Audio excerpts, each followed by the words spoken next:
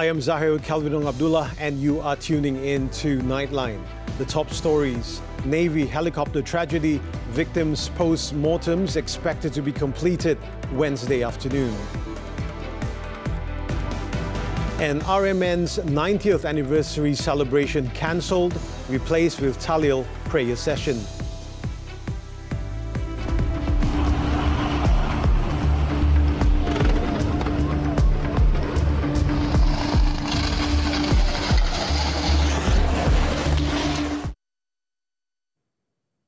Probe is underway into the tragic crash involving Royal Malaysian Navy helicopters in Lumut, Perak, which claimed the lives of 10 crew members early Tuesday. In the 9:45 a.m. incident, the helicopters collided during a mid-air maneuver during a fly-past training for the Navy's 90th anniversary celebrations. 3 female personnel and 2 squadron commanding officers were among the 10 who died in the crash.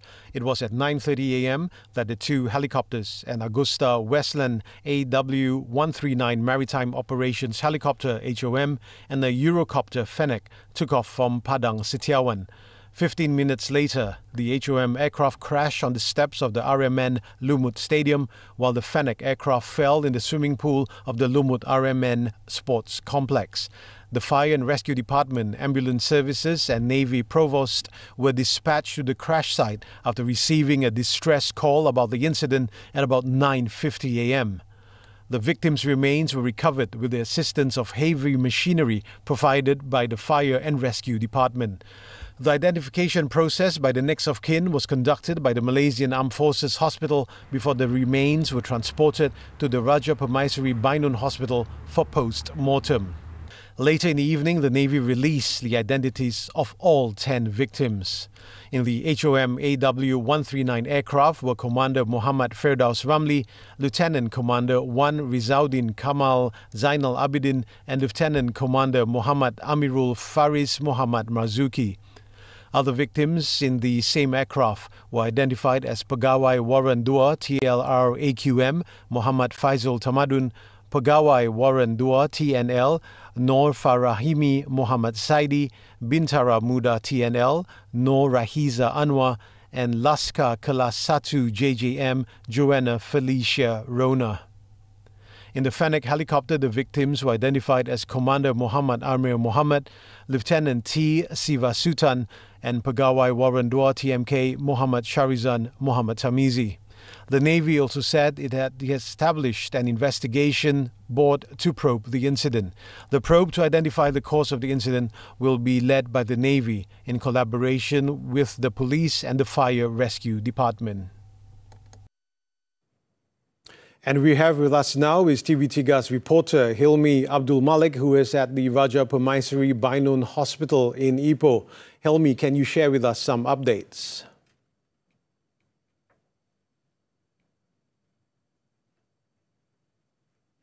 Thank you, Kelvin. I am here at the Raja Permaisuri Bainun Hospital in Ipoh now. The forensics department at this hospital has received the remains of the 10 air crash victims of the post-mortem process at 6 p.m. The Health Ministry in a statement said that the procedure is expected to be completed by late afternoon on Wednesday. The remains of Muslim victims will then be brought to the 23rd RAMD Mosque in Ipoh for funeral prayers before being taken to their respective hometowns. The remains of the 2 non-Muslim victims, meanwhile, are expected to be flown to their respective hometown in Kuching and Setiawan after the post-mortem is completed. And in respecting the privacy of all parties, this hospital is seeking the cooperation of everyone. This is to ensure that the process of post-mortem and identification of remains by the next of kin can be carried out smoothly, in addition to respecting the privacy of the victims' families and next of kin. And for the identification process, the next of kin of the victims started arriving at this hospital as early as 4 p.m. That's the update from the hospital. Let's back to Kelvin. Meanwhile, the sister of 38-year-old Muhammad Faizal said she did not expect that her youngest brother's picture, taken during Eid al-Fitr almost 2 weeks ago, would be their last memory together. 50-year-old Noriani Tamadun, the eldest of 4 siblings, recalled their last family gathering on the first day of Hari Raya Aidilfitri. She said her brother wanted to have rice with fried eggs and salted fish and expressed concern about not being able to enjoy the dish again, puzzling his sister with the statement. Dia cakap engkau makan kali terakhir ni, dia kata. Kau tak, jadi tak terkeluar nak cakap kan, pasal apa budak ni cakap macam ni, kata. Lepas tu dia minta ambil gambar sini lah. 3 orang. Kakak, lepas tu dia, lepas tu adik nombor 2. Nombor 3 tu tak sampai lagi. Lepas tu dia duk peluk lah. Lepas tu kata janganlah duk buat macam ni, sedih sangat, kata. Lepas tu dia kata tak apalah, kita ambil 3, dia kata. Nanti tak ada seorang, tinggal 2. Lepas tu saat pergi balik, jadi 3 balik, dia kata. Buang seorang, dia kata. Dia kata kat kau, buang seorang. Kau tak sedar hati lah, kata. Noriani said her brother was eager to attend training at the RMN Lumut base in Perak as he could be with his wife Noor Shuhada, aged 39, who teaches at Sri Iskandar. The late Faisal leaves behind a wife and 2 daughters, aged 10 and 6.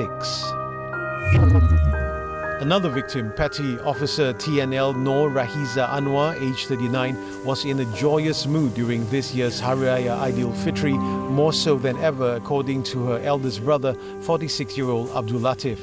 He recalled how his sister, the third of 5 siblings, took the lead in adorning their father's house with new curtains and preparing the meals on Hari Raya. Dia macam excited sangat nak beraya, dia panggil semua, mai duduk sini kan, mai duduk kat kursi depan ni, mai nak beraya, lepas tu buat video. Sebelum ni tak macam tu kan, yang tahun-tahun lepas kan, tak macam tu. Latif said that Rahiza's absence would be deeply felt, especially by their father, who is suffering from Parkinson's disease, who is in his 70s, especially so as their mother passed away last year. Meanwhile, the family of Commander Muhammad Firdaus Ramli said he had talked to his parents over the phone just before the incident on Tuesday morning, although there seemed to be nothing unusual about the conversation. His sister, 27-year-old Aliyah Ramli, said it was routine for Firdaus to call his parents before work every morning to check up on them and the family. Upon receiving the tragic news, the family rushed to Perak from their home in Sungai Nibong, Pulau Pinang. Following the incident, Defence Minister Datuk Sri Muhammad Khalid Nordin said the RMN 90th anniversary celebrations in Lumut will be cancelled. Kita batalkan, kita gantikan dengan majlis doa selamat. The minister spoke to the media after visiting the accident site and as well as visiting families of the crew at the naval base. He said the Sultan of Selangor would be joining the prayers as the honorary captain of the Navy. Khalid also said the Navy would also set up an investigation committee in view of the incident. The government will provide special assistance to the next of kin of the officers and personnel of the Royal Malaysian Navy who lost their lives in Tuesday's tragedy. Deputy Prime Minister Datuk Sri Fadillah Yusof said their welfare is now the government's priority, adding that details of the government's assistance and support to the victims' families will be announced by Prime Minister Datuk Sri Anwar Ibrahim soon. Majoriti mereka adalah daripada keluarga yang muda, pilot yang muda, anggota yang muda dan sudah pasti keluarga yang muda. Dan anak-anak yang masih kecil. Bayangkan anak berumur 3 tahun, tidak tahu apa-apa, kehilangan sama ada ibu ataupun kehilangan bapa. He said this when met by members of the media after conducting a visit to the Navy base on Tuesday afternoon. Fadillah also reminded all parties, including the media, not to make any speculations about the incident out of respect for the victims' families and urged the public to allow the authorities to carry out their duties in conducting a full investigation into the incident. The Yang di-Pertuan Agong Sultan Ibrahim meanwhile expressed his sadness and conveyed his condolences to the victims of the crash and ordered the Malaysian Armed Forces MBF to conduct a thorough investigation to get full information on the incident. In his social media post, the king said he and the Raja Permaisuri Agong, Raja Zahir Sofia, were deeply saddened by the loss of the nation's heroes in the tragedy. The royal couple offered Al-Fatiha and heartfelt condolences over the victims' demise. The Sultan of Selangor, Sultan Sharifuddin Idris Shah, also expressed deep sadness over the tragedy. In his social media post, the Sultan, who is also the Royal Malaysian Navy RMN Captain-in-Chief, expressed his shock at the incident. He also conveyed his condolences to the next of kin and families of the RMN members who died and hoped that they will persevere in the face of this tragedy. The Sultan said the passing of the 10 RMN officers was a great loss to the RMN and the country. Similarly, the Prime Minister conveyed his condolences to the families of the victims. In a statement, Sri Anwar Ibrahim said the nation mourns the heart-wrenching tragedy involving the crash of 2 helicopters. He extended his condolences to all the families of the victims and prayers for them to have strength to face the calamity. He said the tragedy has a profound effect on the Malaysian Armed Forces and is a great loss for the country. Anwar also stressed that the Royal Malaysian Navy and Defence Ministry will immediately carry out a probe into the helicopter crash which killed 10 crew members.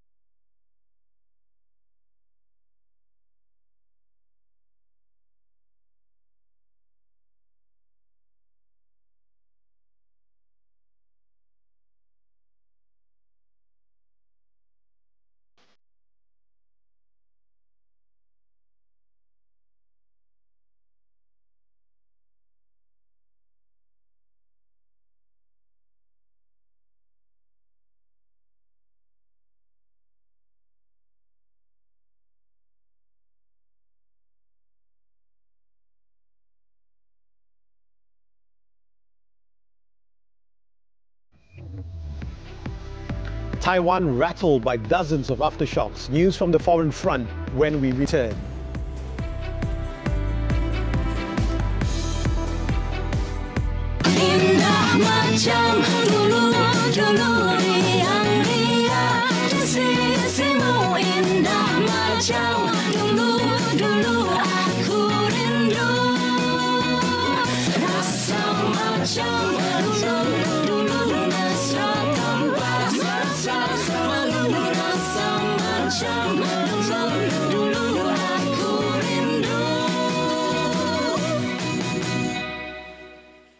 Khairullah berhak tau untuk buat tuntutan. Sebab you anak yang sah. Kai tak payahlah nak ambil hak orang. Kai tak malu ke? Kita settle kes ni di luar mahkamah. Ali tak boleh buat Syah macam ni nanti. Dia bukan binatang. Mami, jangan pukul dia!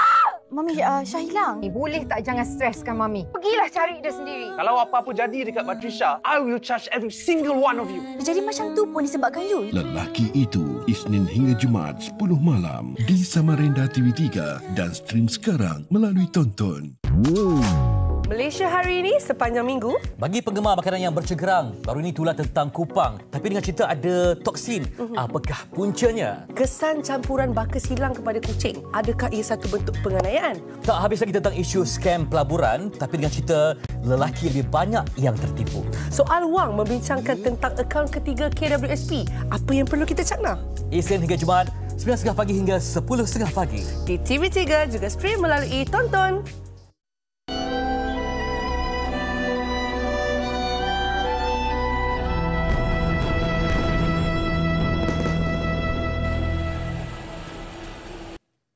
Zionist forces launched attacks on Gaza beaches and conducted airstrikes in various areas on Tuesday, marking 200 days of ongoing aggression against the region.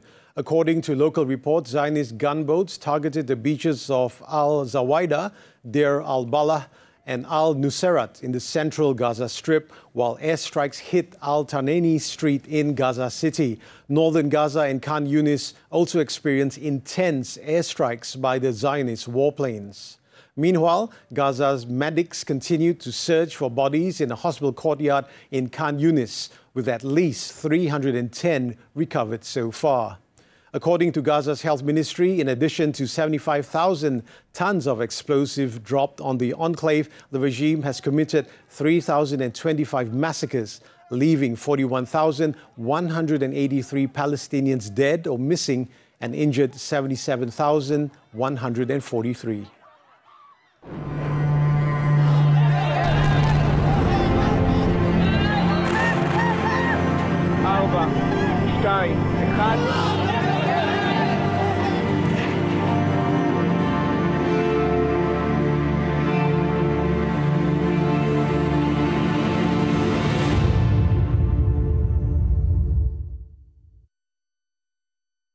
Shaken by dozens of earthquakes that left buildings swaying, with the government saying they were aftershocks from a huge deadly quake that hit the island more than 2 weeks ago. The strongest, which the U.S. Geological Survey measured at magnitude 6.1, hit around 2:30 a.m. local time, followed minutes later by a 6.0 tremor.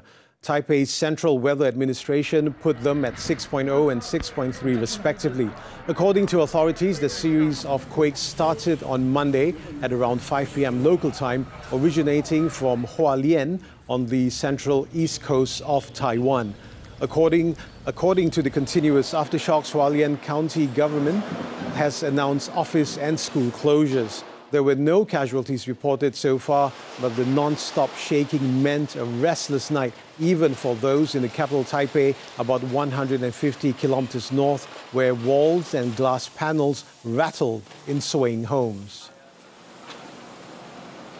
Indonesia President Joko Widodo and his son, incoming Vice President Gibran Rakumbing Raka, are no longer members of the country's largest party after they backed rival candidate and election winner Prabowo Subianto. The head of ethical division of the Democratic Party of Struggle, PDIP, Komarudin Watubun, on Tuesday said Jokowi and Gibran were not expelled but ceased to be members when they decided not to endorse the party's presidential candidate, Ganjar Pranowo. The exit will put the spotlight on the next moves for Jokowi, as his backing for Prabowo was widely interpreted as a move to retain political influence and preserve his legacy after a decade at the helm. It was reported that Jokowi wants to take over the second biggest party, Golkar, a move that could see him retain sizable influence and potentially counterbalance that of his old rival Prabowo when he takes office in October. Thailand's cabinet on Tuesday approved a plan to select a new slate of senators who will no longer be allowed to vote on who becomes prime minister, removing what has effectively served as a veto for the powerful military on who leads the country. It is learned that the current Senate's term ends next month, and the reduction in the powers of the chamber by 2024 had been written into the constitution. The 200 new senators will now be selected via a complex process that involves groups of professionals from different sectors, but those chosen will have no say in deciding who forms a government. Those groups will again vote to decide the 200 new senators, but ordinary constituents will have no say in the process, unlike parliamentary elections. The new upper house, to be formed by July, will be able to scrutinize laws and appoint members of independent organizations, but the elected lower house will have the final say on legislation.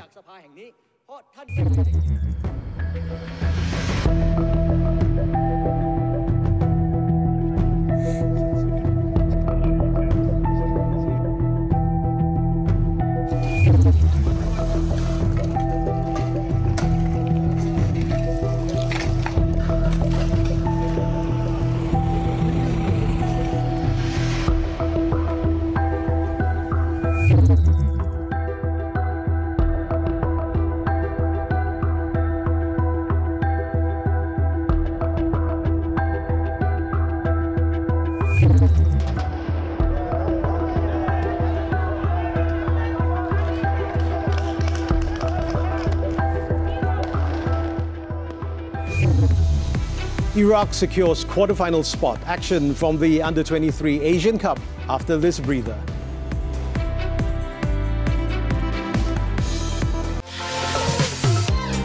Get ready, ladies. It's time to shatter the stereotypes. We talk career, health, finance, relationships, and everything in between. So grab your coffee cups and wear your sassiest smiles. This talk show is all about you. Because your voice matters in Women Talk every Saturday at 5 p.m. Live stream in HD on Tonton and only on TV3. Tak puaslah nak tengok drama raya dekat skrin telefon ni. Kecil sangat. Tangan pun lenguh je nak pegang. Lah kan? Sekarang dah boleh layan Tonton dekat Smart TV. Cari aplikasi Tonton dan muat turun je. Tekan butang sign in, nanti akan keluar link. Tapi nak lagi senang, scan je QR tu. Masukkan ID dan password. Dah siap. Senang je kan? Lepas ni, bolehlah tonton drama raya ramai-ramai.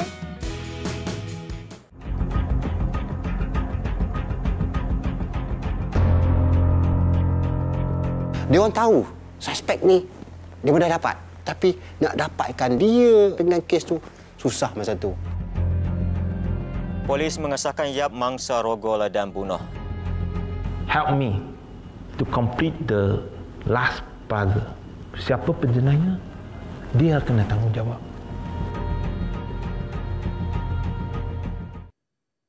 We're back with sports football. The 2024 AFC Under-23 Asian Cup. Iraq completed their turnaround with a 2-1 win over Saudi Arabia to emerge as Group C winners. Iraq took the lead when Ali Jassim converted a penalty early in the first half's stoppage time after Mustafa Sadoun was brought down by Saudi Arabia's goalkeeper Salim Al-Absi. Saudi Arabia, however, were given a way back into the match just before the break, also from the spot with Al-Ghamdi sending Iraq's keeper to the wrong side. Iraq struck their winner midway through the second half after Al-Absi failed to clear the ball cleanly, allowing Sadoun to nip in with the ball bouncing off his chest and into the net. The second consecutive win allowed Iraq to finish on top with 6 points, with Saudi Arabia also advancing as the runners-up after Thailand lost 1-0 to Tajikistan in the other game. Still on football, the Portuguese Primeira Liga, Benfica beat Farense 3-1 to remain in second place in the standings, 7 points behind leaders Sporting CP. Benfica broke the deadlock 16 minutes into the game after Orkun Kokku volleyed home Alexander Ba's cross from the right. The hosts, however, drew level 7 minutes later when Mohamed Baloumi picked up a loose ball and smashed it past Benfica's goalkeeper Anatoly Trubin. Arthur Cabral regained the lead for the Eagles in the 34th minute, the Brazilian converting a cross with a clever back heel. Alvaro Fernandez put the icing on the cake for Roger Schmidt's side when he found the net in the 67th minute, sealing convincing 3-1 win. Coming up, splashing hot water on Down syndrome man, woman faces the music. Stay tuned. Baru nak seronok-seronok mula cuti semester ni. Tapi lain pula yang jadi. Alamak. Boleh ke mereka ni bertahan kalau satu persatu hantu datang mengganggu? Lain malam, lain seram lah. Mega in Thailand. Puasa cuti semester mulai 25 April. Khamis hingga Sabtu 9 malam. Terbaru di Lestari TV3 dan stream sekarang melalui Tonton.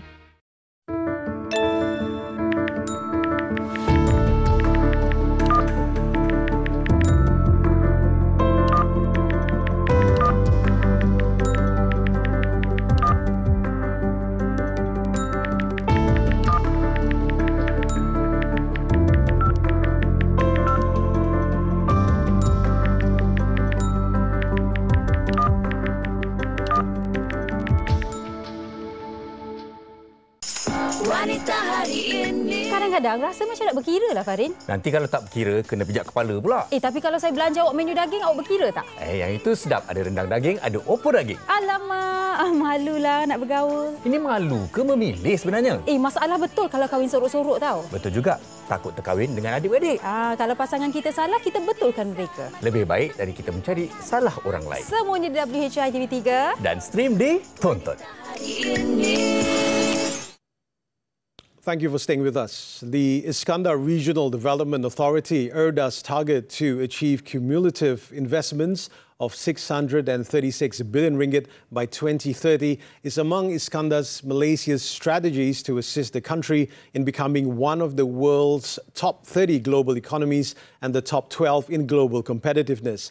Prime Minister Tan Sri Anwar Ibrahim said that during the same period, ERDA also aims for a gross domestic product GDP growth rate of 5.5 to 6.5% and a GDP per capita of 58,800 ringgit.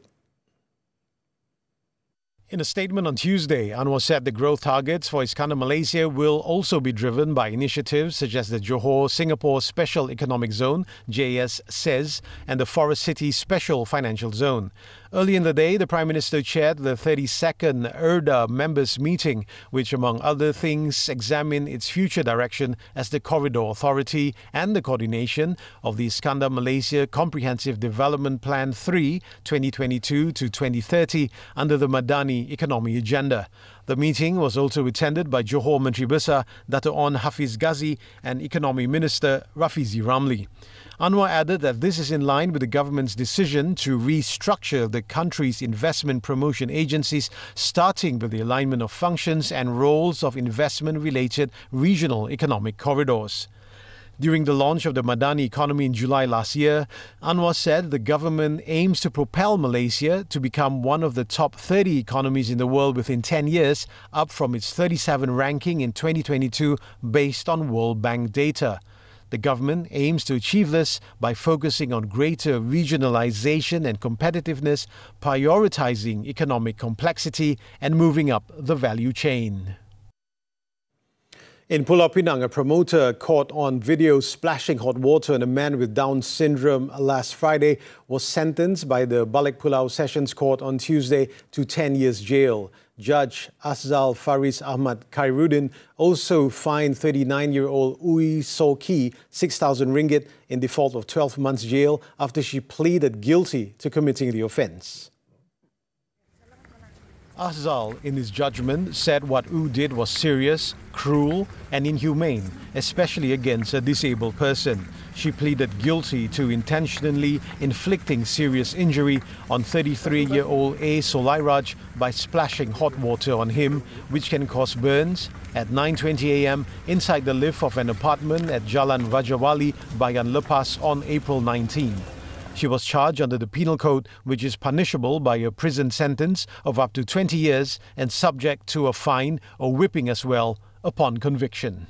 The incident also went viral on social media, with the majority of comments criticizing the actions of the accused.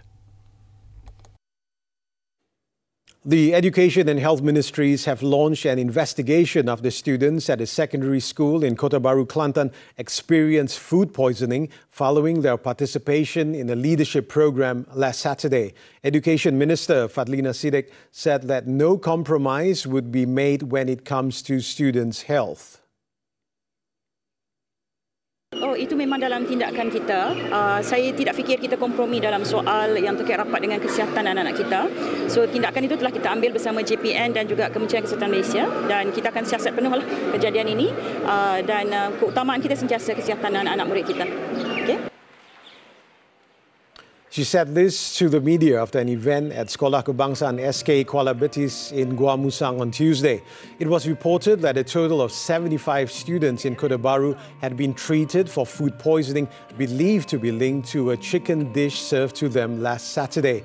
The affected students, aged from 13 to 17 years old, experienced mild symptoms, while 5 received outpatient treatment and were allowed to return home.